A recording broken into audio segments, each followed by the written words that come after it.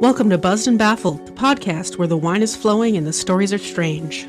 Each week, we uncork a bottle, take a sip, and dive into some of the most jaw-dropping, unbelievable true tales you've never heard before. From historical mysteries to bizarre real-life events, we'll have you wondering, is this for real? So, grab your glass, sit back, and join us as we get buzzed and you get baffled. Hey listeners, just a quick note before we dive in. Buzzed and Baffled is a podcast where we enjoy a glass of wine, share wild stories, and sometimes get a little, buzzed. While we strive to share true and accurate tales, we're here for the entertainment as much as the facts. So take everything we say with a grain of salt and a splash of wine. Any opinions shared here are our own and do not reflect those of any other party. Always drink responsibly and remember, the truth can be stranger than fiction.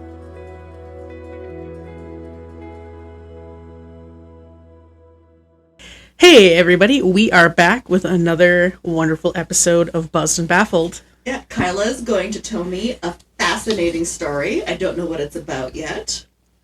Tonight's wine, much to Kyla's glee, is another red. She has a love of Snoop Dogg. You know it. So I got her a 19 Crimes Cali Red with Snoop Dogg on the label. I'm not wearing my Snoop Dogg shirt though.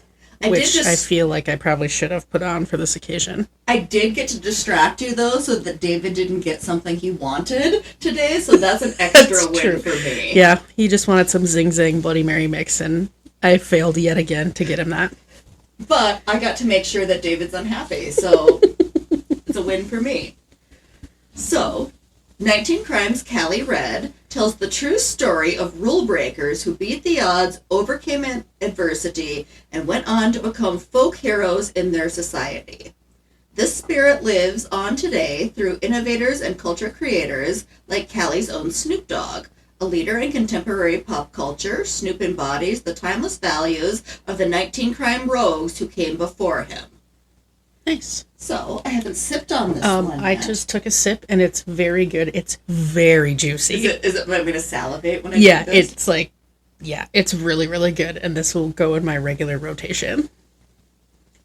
Not as good as that French one. Wow. But still pretty good. Not bad, Snoop Dogg. It's jammy. Like, it's got a lot of jam. Look at me, finding flavors in wine. It's like your nose got unbroken somehow. I must have turned the page. Anyways. How's your back doing? Yeah, it's not great. Tell them why your back's not great. Because Nicole made me do a TikTok challenge about being, like, limber and fit.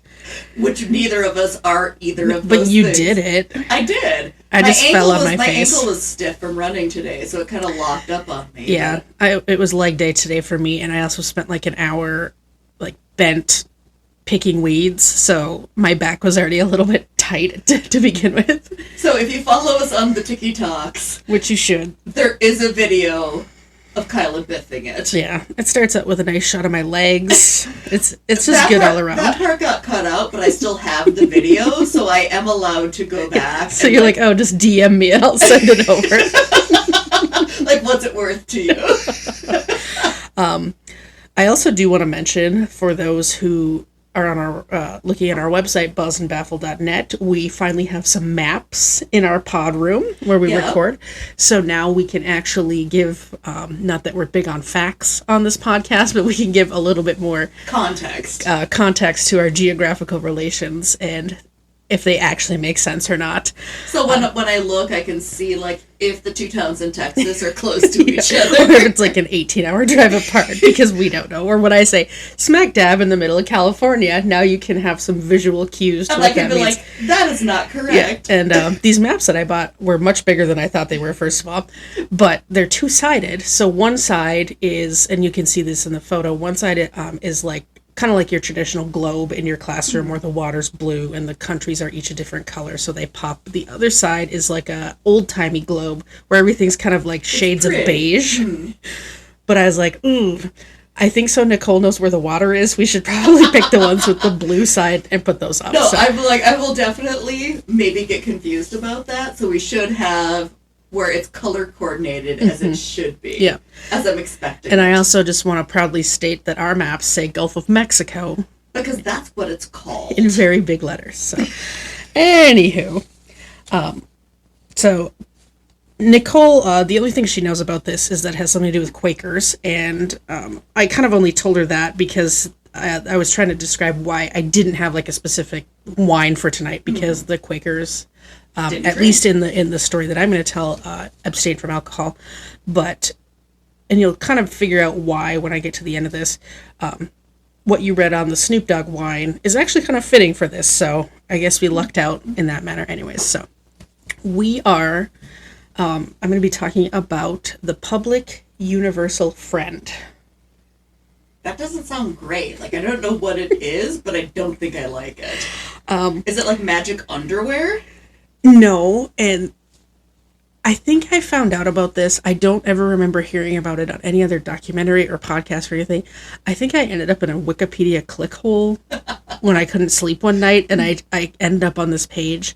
And the more I read about it, I was like, this is insanely fascinating, and how have I never heard about this? Okay. So, we are in Rhode Island, and you can look on our map. So that's over like near Boston, New Jersey. Right? Yeah, it's very East Coast. Not that Boston's in New Jersey, No. like Boston, Massachusetts, New Jersey area. Yes, you're in the small states. Okay. Yes. And we're in 1752. Okay, so we're way back. Way back. So on November 29th, 1752, Jemima Wilkinson was born in Cumberland, Rhode Island, to parents Amy and Jeremiah Wilkinson. If your name's Jeremiah, why are you naming your daughter Jemima? Okay. Yeah. Jemima was their 8th child and was part of the 4th generation of that family to be born in America. Okay. So they've been around in America for a long time. Hot Yeah. minute here. So they have a long history of being early settlers or colonizers to America. I was a colonist is probably the right term. Yeah, probably. Her father was a cousin to Stephen Hopkins, who signed the Declaration of Independence. And both parents were Quakers. And Quakers are also referred to as the Religious Society of Friends. That's kind of their government name, I guess, if you want to call it that. So I'll kind of refer to them both as either Quakers or Society of Friends. It's like a lifestyle, too, right? Being a Quaker. It's not just like, I go to church on Sundays. Right. So Amy, the mother, died in 1764 when Jemima was 12 or 13, so pretty young, shortly after giving birth to a 12th child. Jesus. So, yeah. A little information on the Quakers. They were founded by George Fox in the mid-1600s in England and got their name from a passage in the Bible that said, quote, to quake before the authority of God, end quote. I don't have verse and chapter because I'm not a Bible person, and I did not think ahead far enough to look it up. They have traditionally rejected hierarchy within the church, so there's not, you don't have like The bishop, head of the priest. church, Yeah, it's everybody's there. everybody's equally. a part of it. Yeah. They refuse to participate in wars, so they're pacifists, or swear oaths, so you wouldn't. And as I was rereading this to remind myself right before, I was like, interesting, wasn't Richard Nixon a Quaker? I think he was. No. And the swearing of oaths thing kind of, and maybe that got lost over the years. Yeah. But I know anytime you take any public office, you have to swear an oath to the Constitution. So I was like, Yeah. interesting. Side note. They wear plain clothes, just plain, nothing like fancy. Boring, beige, just beige. Yep. They were known for their use of the pronouns the these and the thous. So, get thee to the barn or whatever. Or So was it to remove individualism? I don't really know. I think it was more of, I'm just making this up. I have no idea. Because in my mind it could be like, we're a unit and we're all working towards something, so we're all and the same. I don't know that it was necessarily like stripping of individualism. I think it was more of making everyone equal. Okay, that makes sense. They oppose slavery, and they, of course, like I said, abstain from alcohol. They're also you had me until there. Like, Yep. so far this isn't sounding so bad. like, where do I sign? Oh, no, never mind. No, sorry, don't like that. They're also proponents of social justice and work towards the abolition of slavery and prison reform, which is pretty cool. And actually, the 1947 Nobel Peace Prize, which this I had no idea, was jointly awarded to two Quaker-founded, Quaker-related service organizations in the United States and Britain. Yeah, so they're super into peace and equality and, like I said, social justice. Bet you if I got a pecan pie from them, it would be an actual pecan pie. Never mind. So, back to Jemima. So she's an athletic youth. She really likes horseback riding. Mm-hmm. She's an avid reader and super smart. She can, I don't know if she had, a photographic memory, as we call it, but she was able to quote long biblical passages and Quaker scriptures just from, like, straight from memory. So she spent a lot of time reading. Mm-hmm. She sounds like a blast. Yeah. I mean, what else are you going to do? Like, besides ride your horse and read the Bible? I mean, yeah, it's not like they have Netflix. No, there was no podcasts to be had. In the mid-1770s, when she's 20-ish, she leaves the Society of Friends, the Quakers, and starts attending the New Light Baptist Church. Well, that's a big shift. Yeah. In 1776, she was disciplined. So this is about the same time that she left the church. She's disciplined by the Society of Friends for going to a different church. So they're a little bit, we're all equal unless you're not one of us. Yeah, we're equal within our group, but not outside the group. And they took it a step further, and whatever their version of excommunication is, they kind of disowned her in August of that year. Jeez, okay. Yeah. 3 of her siblings were also excommunicated, whatever you want to call it, that year. One sister had an illegitimate child, and 2 brothers were booted or disciplined, or whatever you want to say, for taking part for training for military service. But you also have to remember the Revolutionary War is happening right now. Like, they might not have been given a choice. Yeah. If you're drafted, you're drafted. Yeah, and I don't know what the status, I know there was militias and Minutemen, and I didn't really look at the history, but also maybe they just wanted to fight for the United States to be a country and not part of England. So eventually, we're all equal as long as you agree with everything we're saying. Mm-hmm. Okay, liking it less. Mm-hmm. Yeah, it kind of sounds like a local church group. Yeah, a little bit. Mm-hmm. Very, very insular. Us versus them. Mm-hmm. I think the Quakers sound a little bit cooler, though. So Jemima eventually became dissatisfied with the New Light Baptists. They were too extreme, and I don't know exactly what she was looking for in a church family, but that wasn't it. So she left that group as well. They're too radical. She's looking for something, and neither of these groups fit the bill. So in October of 1776, Jemima contracts a disease. It was probably typhus, but we don't know for sure. Of course, records are, non-existent. Yeah, there was no electronic medical records. They didn't have Epic where we could just go look it up. Nope, no Epic. And she got really, really sick. She was bedridden with a super high fever, and she almost died. Like, her neighbors would, stand vigil, keeping a death watch, basically waiting. She's excommunicated, but they're all just, waiting for her to die, still taking care of her. Yeah. Every night, just basically waiting for her to die, and someone would just be with her, so she wouldn't be alone, and they could inform the others. Yeah. So, but after several days, the fever broke, and she kind of pulled through.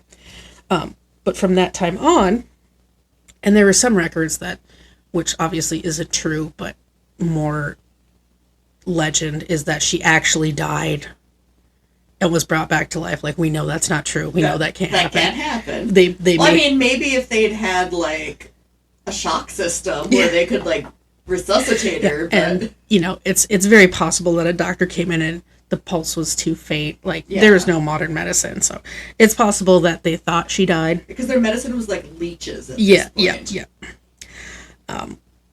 So after the fever breaks, Jemima kind of comes through, kind of gets, wakes up.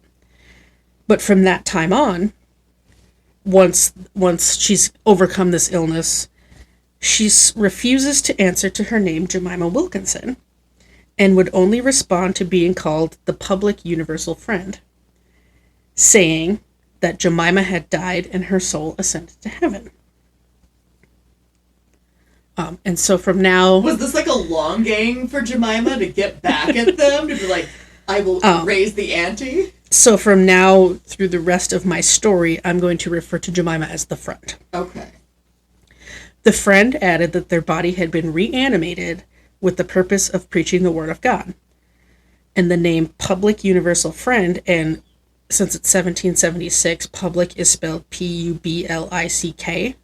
It's like I spelled it almost. Yeah. Yeah, when I was reading Wikipedia, I had to go check, and I was like, did Nicole edit this article? Wait, is Nicole been here? Yeah.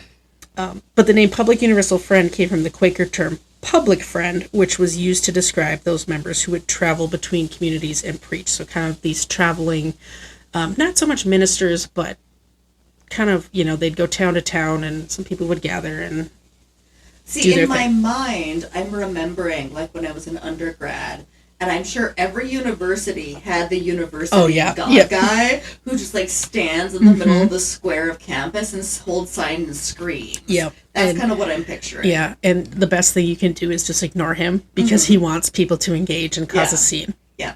Yeah, I think that's one of the few universal experiences that anyone who ever went to college had. I do not think Tech has one, though. When I think about it, I mean, it's also like -20 for a good portion of the school year, but I don't think Tech has a Jesus guy who screams about things.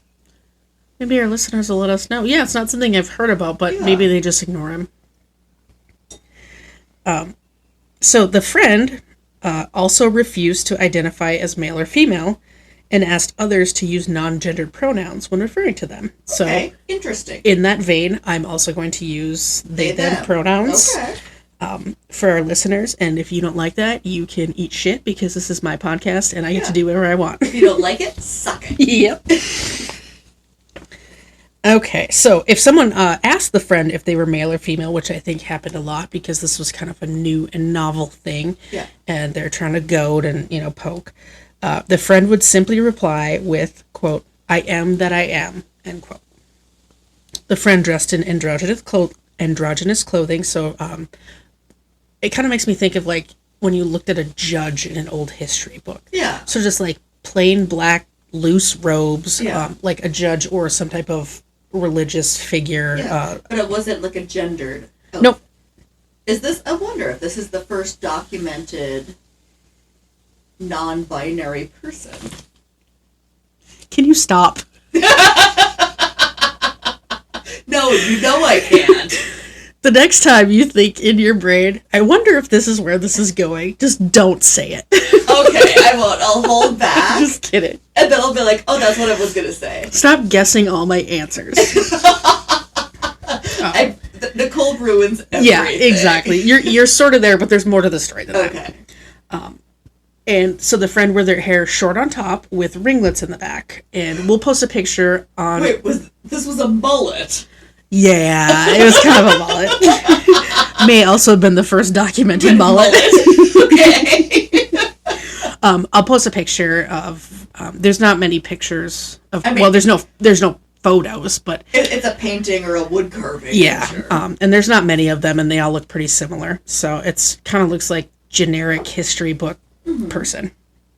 A man, figures, once criticized the friend's dress and appearance, and the friend said, quote, "There is nothing indecent or improper in my dress or appearance. I am not accountable to mortals," end quote. Which I think I'm going to start using that as, like, my mantra. I'm going to start using that to people, but, like, I am not accountable to mortals. Yeah. Anytime I'm given feedback that I don't like. I'm like, why are you bothering this person? They're not hurting anybody. What do you care what they dress like? Yeah. So the friend begins to travel and preach throughout New England and is often accompanied by the siblings who were also disowned by the Quakers. So they kind of kept their partial family unit together.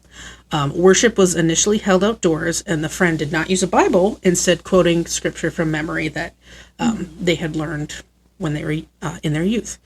As popularity grew, some followers formed a congregation of, and they called themselves Universal Friends, making the friend the first person to found a religious community in America. Okay. Yeah, I was like, never thought about that. And it seems like, and it's, I got this mostly from Wikipedia, so it's possible it's not true, but, I mean, most people living in America at the time were living in New England.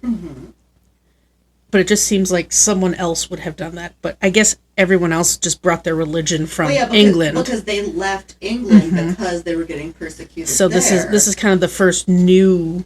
So their idea was the new idea when they came over. Yeah. Most of the congregants were former Quakers, but the mainstream Quakers often, just like they did with the Friend, disciplined these members for leaving the mainstream Quakers and following the Friend. So the Quakers were not all loving like we thought, perhaps. And that's, if we have any listeners who are Quakers, oh my God, please let us know. I don't know a single Quaker. Me either. And I know they still exist. I did not know they still existed. Yeah, they do. I don't know. Do they live in communities? Like Quaker communities? They're probably, I don't know that they're like insular and isolated, but they're probably have pockets of people where there's Quakers. Interesting. Wherever the Friend went, crowds started to gather, of course, because this is, Well, it's an interesting thing that you don't see. And local newspapers would report on these events, but of course, most of the articles were focused on the Friends' unusual appearance, their androgyny, rather than what they were, the content of their sermons, or that they were a preacher. It was about the circus of it, not about the content. The theology that the Friend preached was pretty much Quaker teachings, highlighting that anyone could access God's light. So it's not a hierarchical kind of like hierarchical thing. Hierarchical? I think it's hierarchical.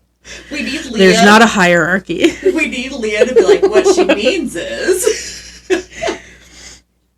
And I know there's a few religions who are like that. The Mormon religion, there's they have people within their church. They have a bishop, but any man within the Mormon church can act as a priest. So they can bless people, kind of. And I'm super high level talking about it, but so it's not where you think of like the Catholic Church or the Lutheran Church, where you have. Did women have the same power in the Quakers? I'll get to that. Okay. And actually, asking about the Quakers, I don't know, but we will talk about that. Okay. And the Friend actually persuaded some slave owners to free their slaves. Oh. Yeah. Huh. Several members of the Universal Friends group were black, and the Friend preached humility and hospitality, and all the meetings that the Friend hosted as they traveled around were open to anyone. So it didn't matter who you were. Gender, race. Yep, doesn't matter. Visitors who traveled to see the Friend or attend these preachings or sermons or whatever you want to call them were housed and fed, even if they were only there out of strict curiosity to watch, quote unquote, the circus rather than the content of the sermon. So the Friend is just like, hey, thank you for coming. Maybe you'll get something out of this. Yep. And, you can insult me and whatever, but here, have a meal, stay in this room. The Friend abstained from sex and was not a proponent of marriage, but did not consider celibacy to be mandatory, and marriage would be acceptable if the alternative was sex outside of marriage. So it's kind of, I don't know, you gotta wrap your head around that. If you're wanting to have sex and have babies, do it while married. Yeah, they were like, hey, marriage isn't super cool, but if the alternative is you having sex, whoops, I just whacked my microphone, sex outside of marriage, get married. Yeah. So it was like a hierarchy I'm like, so it like the rules shifted depending but also there's cultural expectations in play here. Yep. I'm sure that they could only have pushed the envelope so far. The Friend also stated that women should, quote, obey God rather than men, end quote. So, I mean, the Friend sounds pretty cool. Yeah. Like, aside from the haircut. Yeah, the haircut. The Universal Friends had a group of unmarried women who were part of the congregation and they called themselves the Faithful Sisterhood. And they took on roles in this organization that were traditionally reserved for men in other churches. So they were elders, they handled business dealings. So I'm going out on a limb here and saying this was like the LGBTQ plus side of faith in the U.S. in the 1700s. Yeah. There's definitely some very early advocacy going on here. Sometime in 1785, the Friend met Sarah and Abraham Richards, who had an unhappy marriage. The next year, in 1786, while on a visit to the Friend, Abraham died. And before you get to it, it was total coincidence, natural causes. Okay. Sarah and her infant daughter. No herbal tea. No. Moved in with the Friend, and Sarah adopted eventually the same androgynous style, the same clothing, the same hair that the Friend wore and styled Mullets themselves. for everybody. Yeah. And she started to refer to herself as Sarah Friend. So they were in a relationship. I don't know. At least emotionally. Yeah, there's some type of spiritual, minimal relationship there. At least a spiritual relationship there. Did you catch a case of the Nicole? I'm struggling today. Sarah would often go to one area to preach while the Friend was in another. And when Sarah died in 1793, she left care of the child to the Friend. So like they were invested. Yeah, they were definitely had a very close relationship. Whether that went into a romantic side, I have no idea. But they cared enough for each other to raise a child together. Yeah, and Sarah was often, allowed to go do business dealings, or if they were looking to purchase land or a home or something, allowed to go do that. In the mid-1780s, the Universal Friends began planning a town of their own where they could just do their thing in western New York State. And by 1790, the settlement was ready and became the largest non-indigenous settlement in western New York. Interesting. So if you look at our map... Okay, I'm going to take my headphones off. Yeah, I'm going to go look. You're kind of getting into, like, the Buffalo, Erie area. So, we're looking. And there's even this is Albany. Yep, keep going. West is left. Oh, wrong way. This way. There you go. Oh, Buffalo. Okay. Yeah, so you're in that area. So they're right on the border of Canada. Yeah, and I don't know exactly how far west they were. Falls. But they were in a place that was traditionally inhabited by indigenous people. Okay. So that would have been like the Iroquois, the Erie tribe. I'm saying the Iroquois. I think they were there. One of the members began petitioning the governor of New York for title to the land that they had sort of settled. And the governor was like, oh, get a survey done and we'll talk because, we have all this land and we'd rather give it to you. We'd rather take it from the indigenous people and give it to you. We're going to steal it from the indigenous people and give it to you. That's conjecture. I made that up, but let's be real. That's probably what happened. Yeah. But after it was resurveyed, it was determined that about 25 homes were to the west of what was called the preemption line, which was sort of the boundary of what the governor of New York could, quote unquote, give. Yeah. So many of the families who had built their homes to the west of that line had to repurchase them back from an investment group who owned that land. Oh, that sucks for them. Yeah. So it was a whole thing. But also, it's not like they had zoning back then. No. And you just walked into a forest, cut down some trees, and built something. And I don't even know how they did surveying back then, because now we do it with, lasers and super high-tech equipment. I'm guessing guesstimation. Yeah, paces. The same way you measured for these maps is the same way that they measure. I imagined in my head the size that it was, and then it came true. Yeah, I'm guessing they were doing paces, 22 paces from this big rock. Which is a very legit measurement. Because, you and I are going to have the same paces. Oh, yes, definitely. So that sucked for them. And the investment group, it was a bunch of silent investors who were from England. So it was this whole thing. And imagine back then, it's not like you sent an email or made a phone call. Yeah. You wrote a scroll, I'm assuming. And had to take a boat back. So this was not you sent it across the ocean hoping that the ship didn't go down. And also, this is Revolutionary War times. So the people in England were probably not super thrilled that a bunch of, rabble-rousers were trying to take land or buy land. Non-gendered women trying to take land in New York. They're probably get bent, people. Yeah.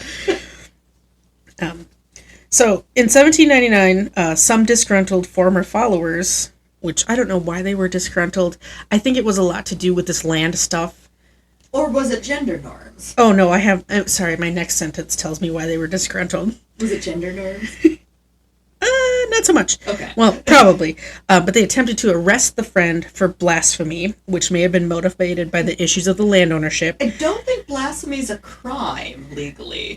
Well, I know. And power within the society. So they're using these excuses about, hey, we were told we could get this land, we had to buy it back. Mm-hmm. Also, you're too powerful within this religion that you created and we don't like it. Yeah. So in one attempt, the friend was on horseback and skillfully escaped because the friend was an avid horseback rider in their youth. Another attempt occurred at the friend's house, but there's women present doing whatever they were doing there. I don't know. They drove off the men and tore their clothes. So they tore their own clothes? No, they tore the men's clothes. So they're like, get out of here.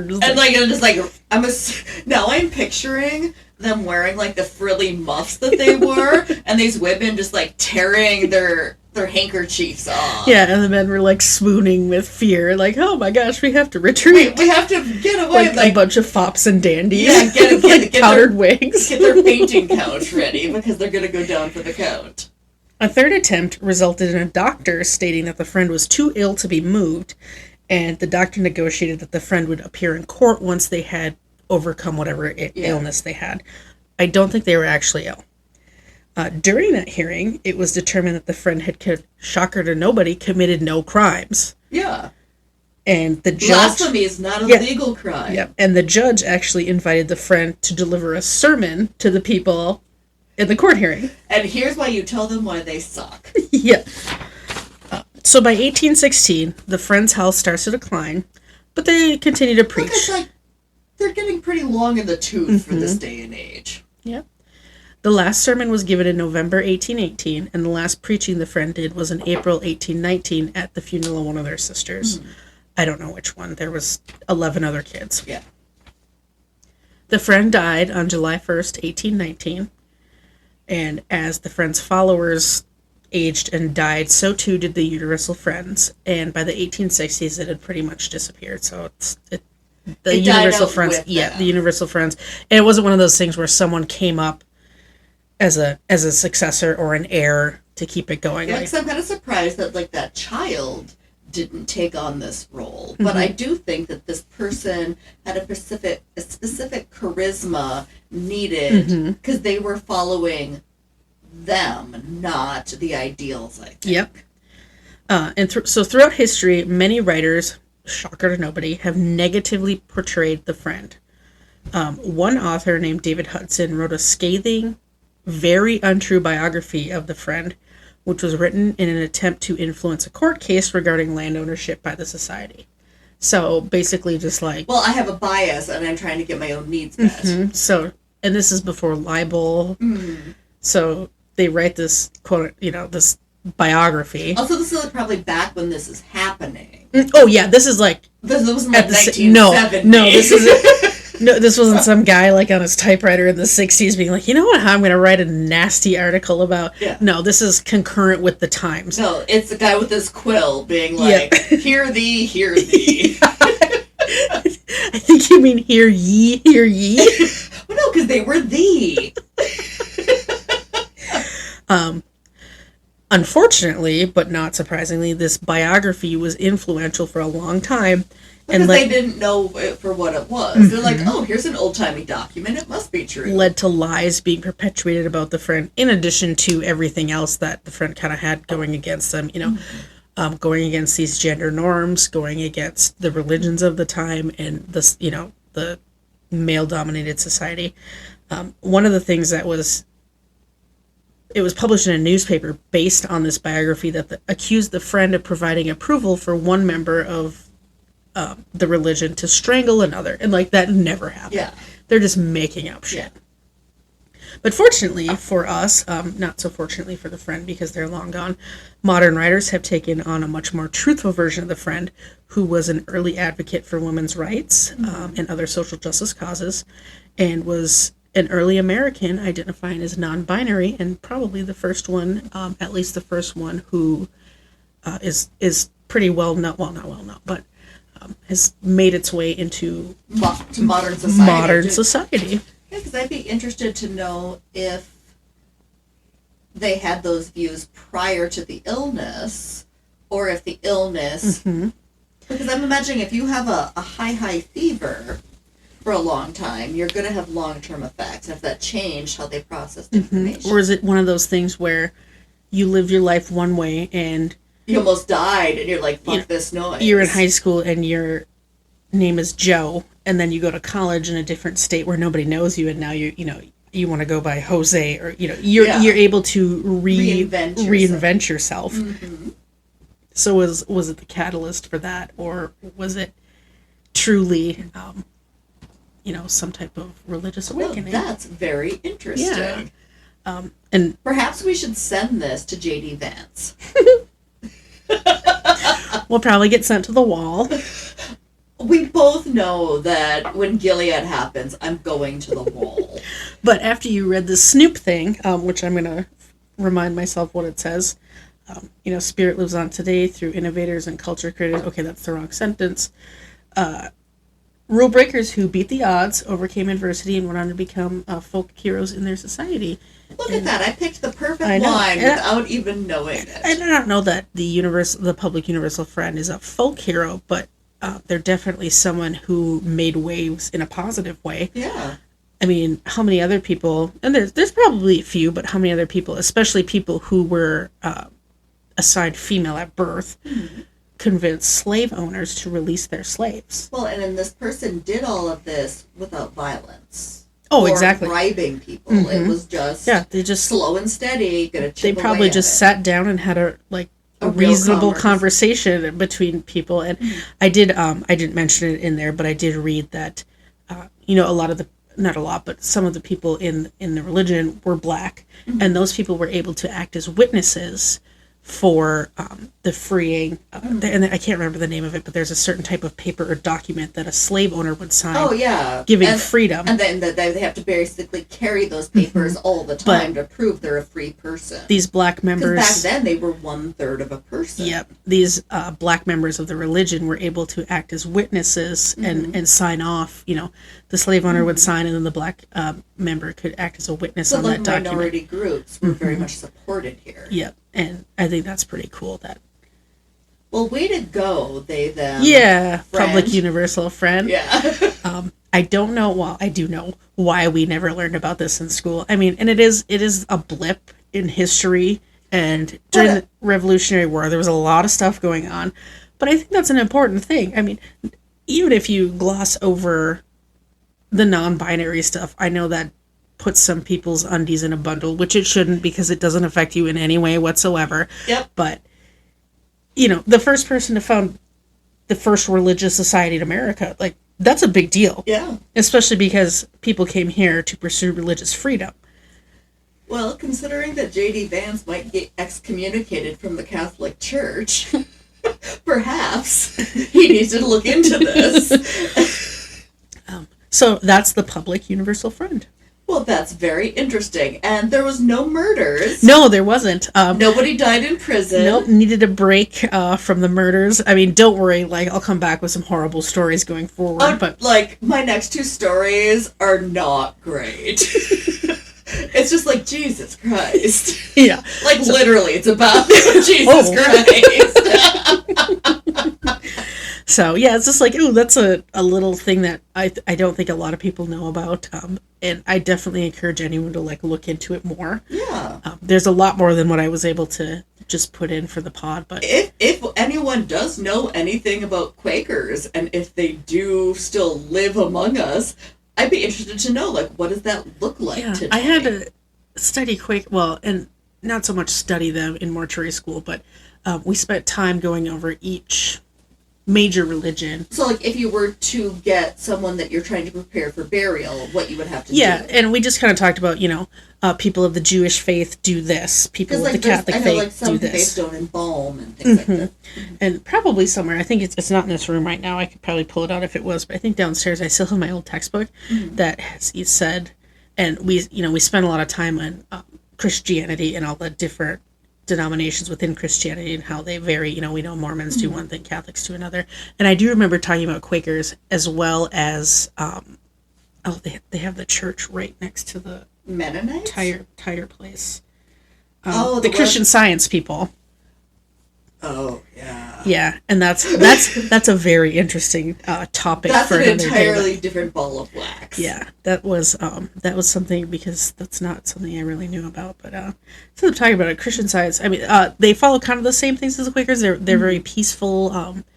I believe they're vegetarian. They don't allow any type of Western medicine. And sorry if I'm getting this wrong. I went to mortuary school a long time ago, but I know their sermons or their church gatherings, they would just sit in silence, and then when someone felt moved by God, they would stand up and speak or bear witness. So that was kind of an unusual thing that I do like the idea of just sitting in a room where nobody's talking. Yeah.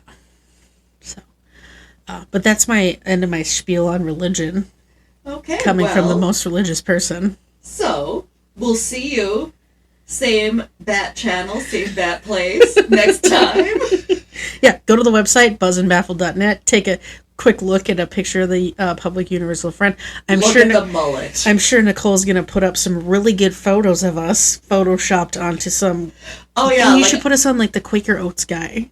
Like, I have to look, because I can't do these ahead of time. I can only do mine ahead of time, because I don't know what it's going to be. So we'll do some... But there's going to be some pretty amazing photos with probably some mullets involved. All right. We will let you have some horrible stories when we come back next time. Sounds good.